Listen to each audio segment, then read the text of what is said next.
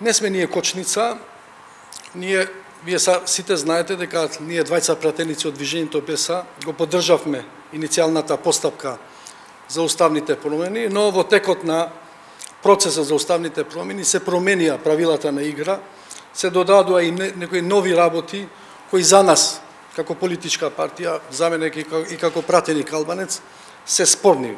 И тоа знаете во однос на прашањето на државјанството. Ние во дебатата тоа го искажавме. Веќе сме доставили наш предлог амандман како тоа треба да се реши. И затоа не може да сметаме дека ние преземаме одговорност. Треба да преземат одговорност тие што ги менуваат правилата на играта, наметнуваат нови правила кои не беа дел од уставните измени, не беа дел од дебатата која се одвиваше и во собранието, но и во јавната дебата. А тоа што вели заменик премиерот Османи, тој добро е да оди да ги праша албанците, да ги праша дали се тие спремни да прифатат дека албанците прифаќаат во државјанството да бидат именувани како македонци. Тој нека излезе, нека ги праша албанците, своите албанци во Чаир, во населбата каде што тој живее, и ако најде некој албанец што ќе му дава таква поддршка, тогаш и ние ќе го поддржиме.